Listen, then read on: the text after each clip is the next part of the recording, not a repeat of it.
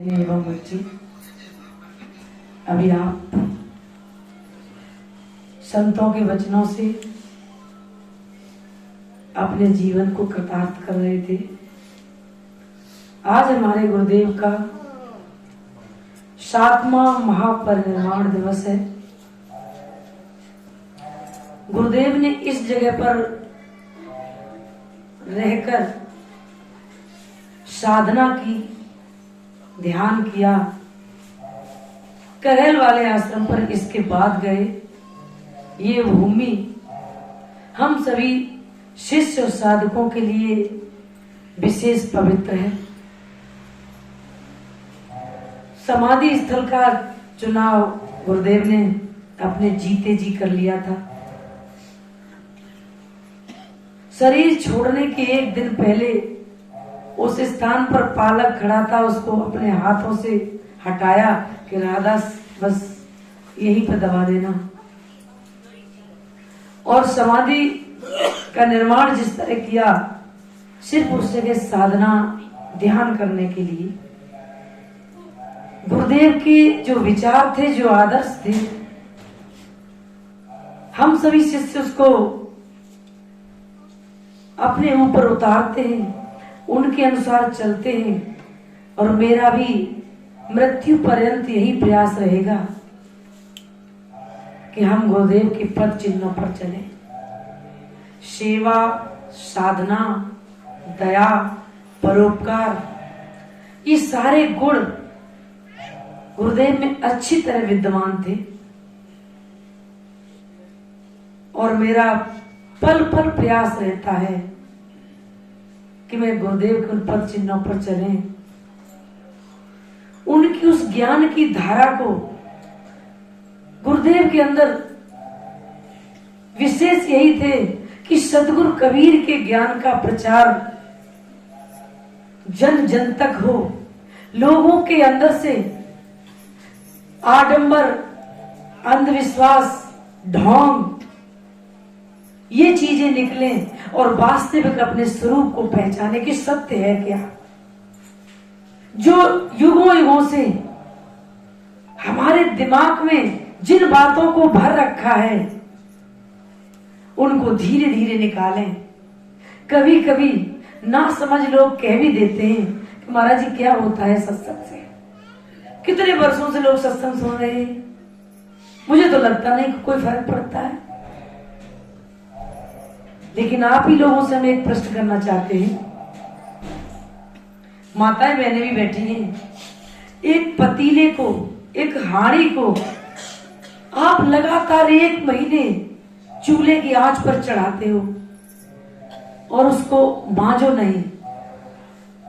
1 महीने 30 दिन आपने लगातार आग पर चढ़ाई, उसके नीचे इतनी कालिक की परतें चढ़ गई।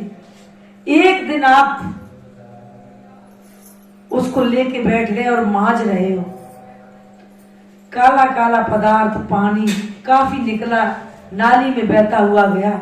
लेकिन हांडी को देखा, पतीले को देखा तो काला का काला ही है। देखने वाले ने कहा कि तुमने इसको मांजा नहीं। लेकिन उस माता से कहिए, उसके हाथ काले हो गए, पानी काला हो गया, मांजने वाला वो जूना काला हो गया।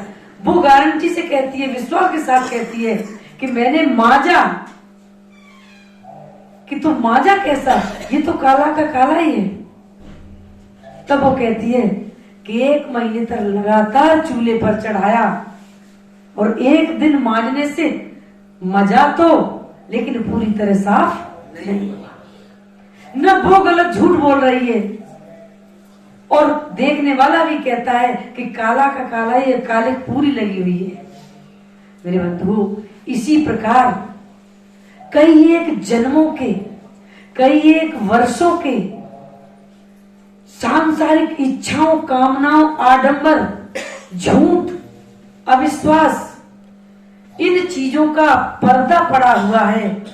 हमारे अंतःकरण पे इतने पर्दे पड़ गए कि एक बार सत्संग सुन लेने से, कहीं बैठ गए 10 मिनट के लिए, कोई गुरु मिल भी गया तो वो अपना पूरा प्रयास कर रहा है और आपके अंदर भी प्रयास हुआ, कोशिश हुई, लेकिन पड़ोसी देखने वाला भी कहता है कि वो ज्यों का त्यों है, लेकिन सदगुरु जानते हैं कि परिवर्तन हुआ, पहले से इसमें बहुत अंतर है।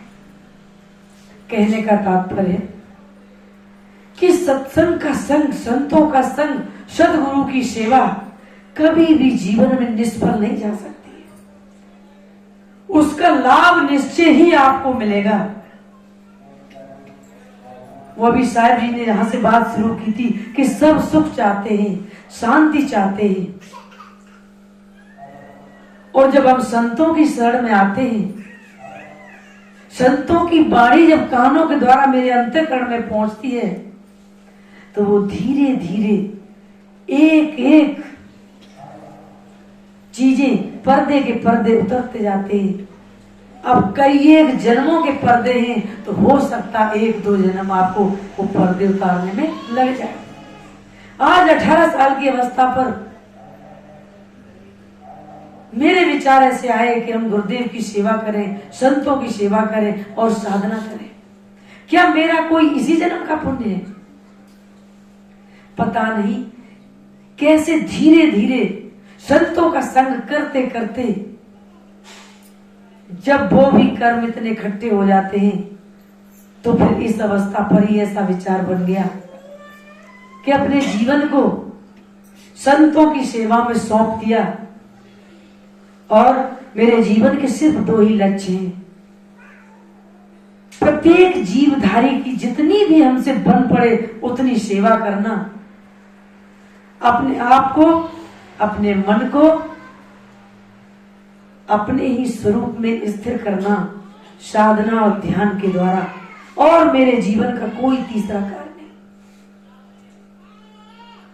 और मेरी इसी अवस्था में संपूर्ण कार्य सांसारिक पूरे हो चुके हैं। कोई इच्छा नहीं, कोई कामना नहीं कि हम ये करना रह गया क्या, और ये बनाना रह गया, और ये कुछ कर लें। घूमना, प्रचार जो भी है वो तो संस्कारों बस चलता ही रहेगा। जिस जिसके यहाँ जाना, जिस जिसके वो वाणी सुनाना, ये सब होता है, वो तो होता रहेगा। और मृत्यु के अंतिम क्षण तक ये तो प्रयास करते ही रहेंगे, लेकिन अंदर से तिल भर भी कोई इच्छा कामना नहीं कि सिद्ध भया तो क्या भया, 14 फूटी बास, अंतरवा के बीज है फिर जमने की आस। हम साधु हो जाते हैं, सिद्ध हो जाते हैं, महंत हो जाते हैं, हजारों चेलों के शिष्य हो जाते, शिष्यों के गुरु हो जाते हैं, चारों दिशाओं में हमारी जय जयकार हो जाती है। लेकिन संत हो चाहे शिष्य हो, साधक हो, जिज्ञासु हो, हृदय में यदि जरा सा भी इच्छा और कामना का बीज रह गया, तो आप निश्चय मान लीजिए उसको भोगने के लिए उसको फिर तुम्हें बार बार जन्मना और मरना पड़ेगा। चावल में से ऊपर की जो भूसी बोलते हैं उसको निकाल दिया, तो वो चावल आप खेत में पानी, खाद सब कुछ देना, वो जम नहीं सकता है। और अकेली भूसी को आप खेत में डाल के आओ तो वो भी नहीं जमेगी। चावल और भूसी दोनों जब होती है तभी नया पौधा पैदा होता है। मेरे इस जीवन में आत्मा पर ये सांसारिक इच्छाओं, कामनाओं की जब तक भूसी चढ़ी हुई है, तभी तक आपका अगला जन्म बार बार जन्मना मरना होगा। और चावल के ऊपर जैसे भूसी है, वैसे ही हम लोगों के ऊपर ये झूठी मान्यताओं की भूसी है, इच्छाओं की भूसी है, भय की भूसी है, भ्रम की भूसी है। और उसी भय और भ्रम को निकालने के लिए मुझे तो इतना शौक आता है, लगा हुआ है कि इस क्षेत्र की जनता को, जहां से भी जो भी संतों को हम जैसे भी खोज पाते हैं, चाहे यूट्यूब से, फेसबुक से, कैसे भी, और उनसे आग्रह करते हैं कि हमारे इस क्षेत्र में आकर अपने विचारों की गंगा बहाएं।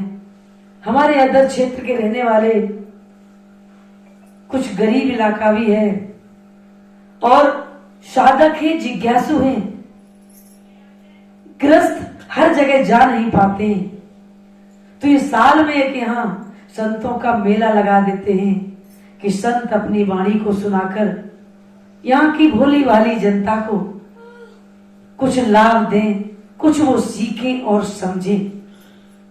और संत पुरुष भी मेरा आग्रह स्वीकार करके यहाँ उपस्थित होते हैं, उनका बहुत ही हृदय से धन्यवाद करते हैं।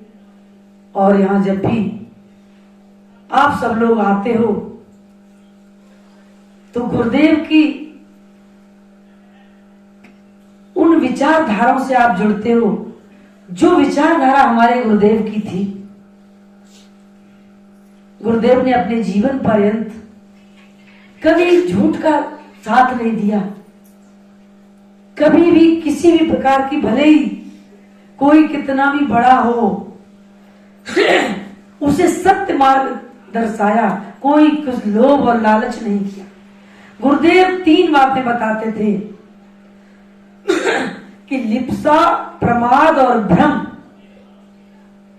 ये हमारे अंदर नहीं होगा तो आप निष्पक्ष बात कहोगे और आपकी बात निश्चय ही सुनने वाले अपने हृदय में धारण करेंगे। मैं अपनी वाणी को इन्हीं शब्दों के साथ विराम देते हैं। बोलिए श्री सद्गुरुदेव की।